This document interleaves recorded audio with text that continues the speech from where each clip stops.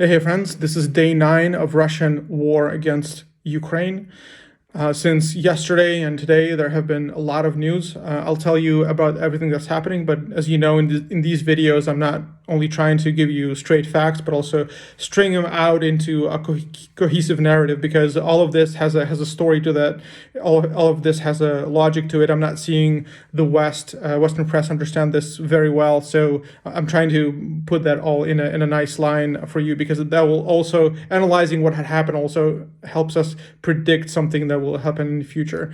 Although, as we know, predictions are risky at this point because Russian government is unpredictable and Putin is unpredictable.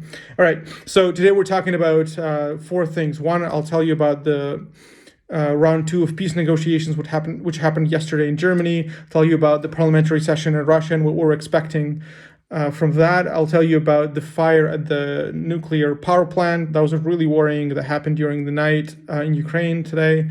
And then finally, I'll tell you about why Ukraine wants NATO to close its skies, and why it's so difficult, why the world is being hesitant. There's quite a bit of information and things to understand there. So round 2 of peace negotiations happened yesterday. They were unsuccessful. The focus of negotiations yesterday was to open up humanitarian corridors so that humanitarian aid can go into the occupied cities or into conflict zone, and they could not achieve that.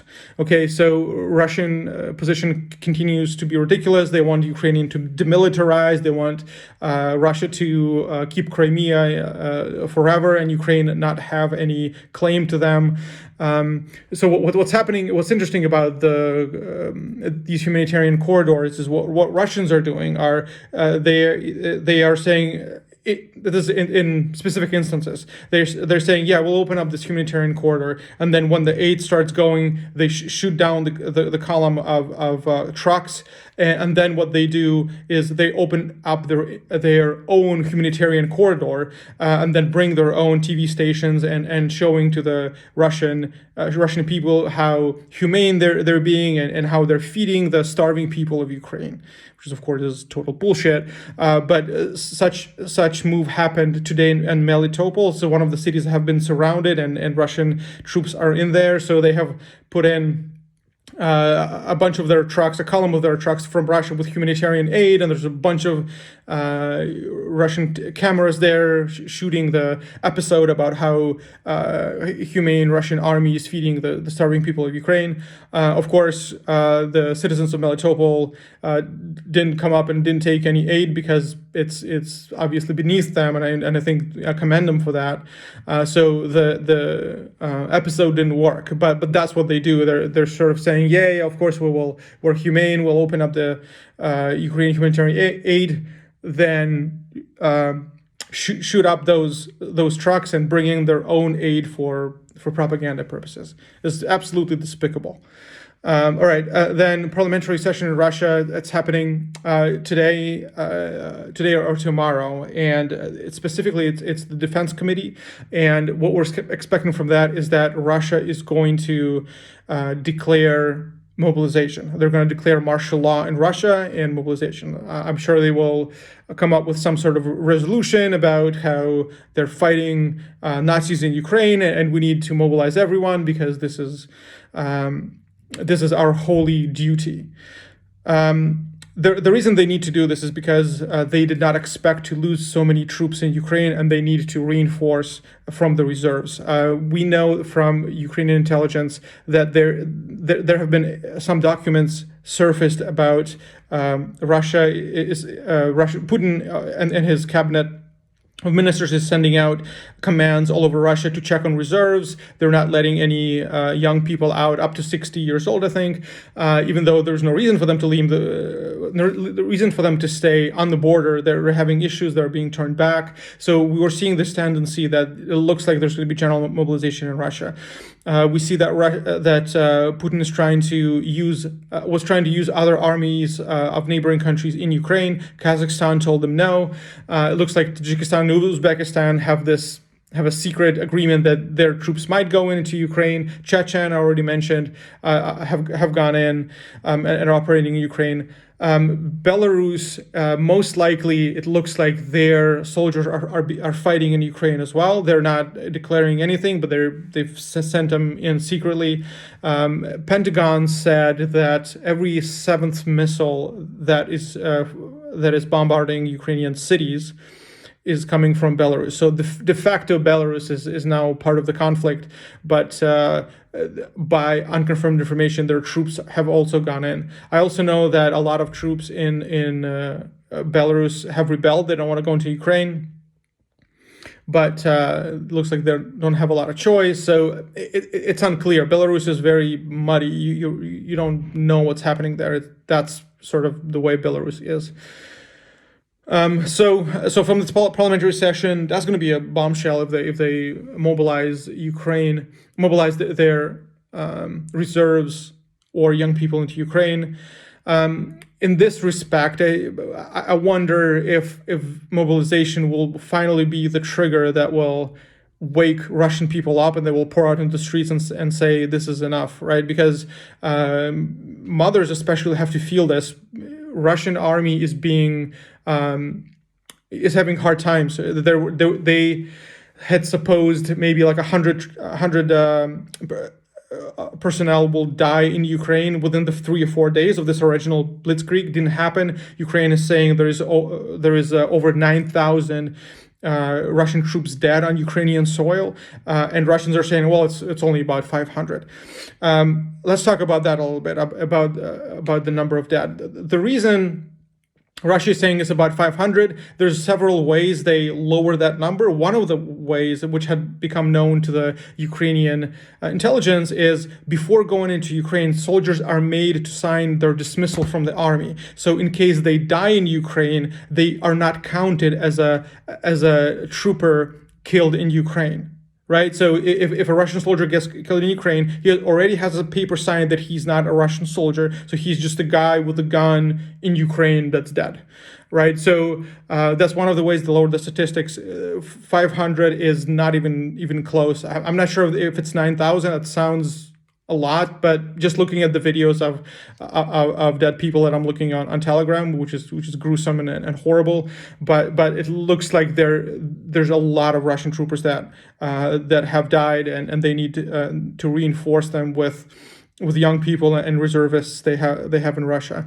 Ukraine has been leading this, which I think is a brilliant tactic in regards to captured Russian soldiers in Ukraine. They are spreading information over the web, over Instagram, to mothers or the women of these guys who have been captured in Ukraine, saying that if you come to Ukraine for your men, we will give them to you. And this is brilliant because Russian propaganda is feeding, shit to their citizens, saying, we're only targeting NATO bases in Ukraine, NATO objects in Ukraine, we're only fighting Nazis, we're never touching civilians, all the while they're shelling living quarters in Kharkiv, massive high-rise apartment buildings. They're doing the same in Zhytomyr. They're doing the same in Kiev as well. So what Ukrainians are saying, if you want your men who have been captured by Ukrainian armed forces, come and get them. And on the way, you will see everything that's happening here. And maybe you will bring back some factual information. Something will stir in you to put an end to what's happening in Russia. I'm not sure that even mobilization will do this. What's interesting is that IKEA had announced that they're quitting Russian markets, and there's pictures of Russians standing in huge lines, like all across the store. And IKEA stores, they're like warehouses, like huge. But there's lines of Russians standing in huge lines to the IKEA store to get something before they quit their market, and a lot of people have noticed that Russians would rather go and stand in a huge line to buy something from IKEA than go out and protest the war. This is pretty disheartening to see how Russian people are just laying down and taking it. The mothers understand that if there is mobilization, they're sending their kids to die in Ukraine, and there's nothing they can do. There's no willpower in them to go out and into the streets and protest. This is depressing, hopeless hopeless stuff. And you already knew this, but you know that many divisions in Russian army are followed by mobile crematoriums. They're not gonna tell anybody about their dead because they're burning them up as they die. This is not a war. This is terrorism. Russians are just pieces of meat to Putin. He's just sending them to die in great numbers, and he's hoping, well, maybe something, maybe I can achieve what I want if I send more young people there. Okay, next one. Fire at Zaporizha power plant. I saw that Western media had really picked this up because it's something that concerns the West. So this night, Russian troops were fighting in Zaporizha, which is a city sort of southeast of Ukraine. There's a large power plant. There's 6 energy blocks, and energy blocks are these buildings where they keep the radioactive material and where they get the energy from to spin the turbines. So there's 6 of them, and because Russian troops were attacking the plant, one of the energy blocks had caught fire, and there's been quite a stir. Even President Zelensky had issued a video about this. And the question is, like, why would you attack a power plant? Right? If you want to demilitarize Ukraine, power plant is not a military object, right? It's an energy station. So and this plays very well into what we have been saying all this time, which is Russia is not stopping in Ukraine. Russia will use atomic energy, atomic bombs that they have in order. Nuclear bombs that they have in order to blackmail the entire Europe. In Ukraine, it doesn't really make a difference because the plant now being occupied still continues to produce energy, right? So they haven't stopped it, but they need control over it because they're going to use it to blackmail Europe and the world in the future. So now there is 2 atomic stations that Russians control: Chernobyl and Zaporizhia power plant. Thankfully, the firefighters were let into the station so that they could put out the fire. There's no immediate danger from an explosion as of now. But you have to ask yourself, what is the strategic goal of taking that power plant? And again, this is not about Ukraine. This is about the West. Okay, so now finally, let me tell you about what you may have heard many times over the last week. President Zelensky and many activists, from our ranks in Ukraine, they've been asking for NATO to close skies over Ukraine. What this means is that NATO will provide air support, airplanes, anti-air complexes in order to to shoot down anything that flies into Ukrainian airspace. So this would be missiles, this would be any kind of airplanes, fighters, bombers, whatever. And the reason for that, the Ukrainian side, is that because Ukrainian air defense is weak. Russians are dominating the airspace. There's two areas where Russians are dominating. One is the skies, another is the sea, because the Black Sea fort is in Crimea, and that's the reason they actually took Crimea in 2014, is to control that. So Ukrainians have been asking NATO to close the skies, to put up enough anti-air complexes to patrol the area in order to shoot anything down.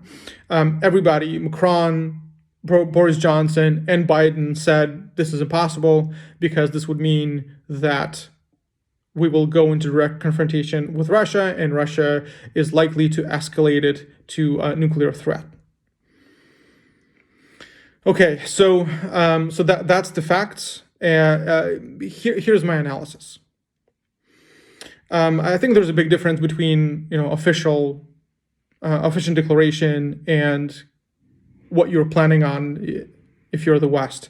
In all of these all of these declarations, you hear two things. One is that we will never go into Ukraine to fight. Our troops will never be on the ground. Everybody, Biden said this, Johnson said this, Macron said this.